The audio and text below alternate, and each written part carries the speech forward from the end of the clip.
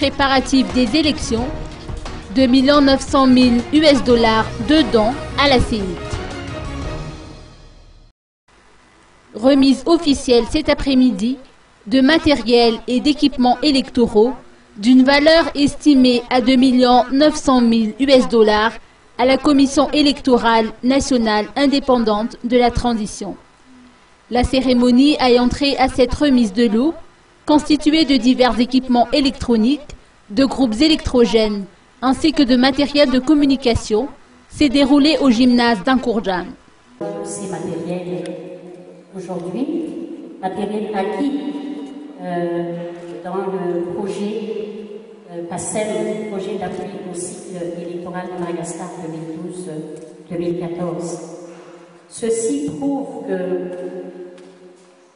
le processus électoral pour la sortie de crise est en route aujourd'hui. On peut le prouver. Et que tous ces matériels vont être déployés le plus rapidement possible dans tous les 22 régions et les 119 districts de Madagascar le plus tôt possible. Moi-même et mon équipe et les membres des commissaires électoraux nationaux vont prendre nos responsabilités de veiller à ce que,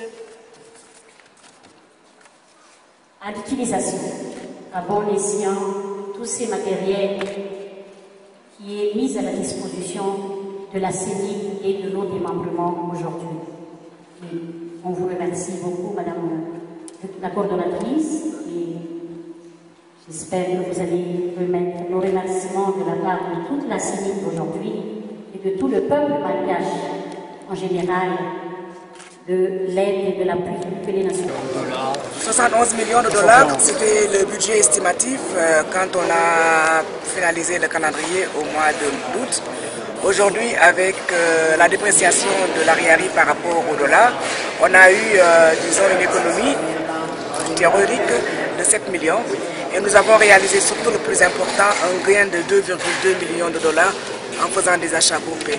Donc, d'un budget initial de 71 millions au mois d'août, nous sommes à un budget révisé au mois de janvier de 60 millions 200 000 $. Et sur ces 60 millions, nous avons déjà réussi à mobiliser 57 millions.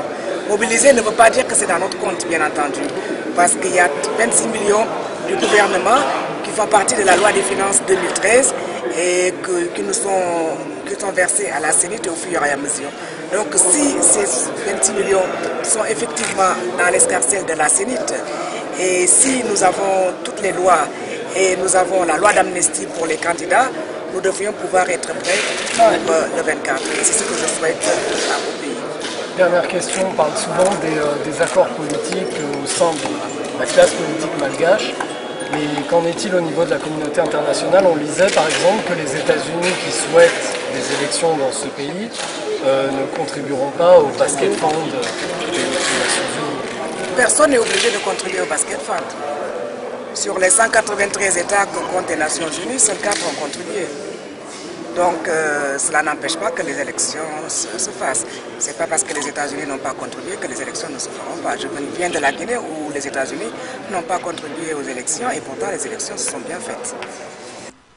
Cette remise de matériel s'inscrit dans le cadre du projet d'appui au cycle électoral ou PASSEM.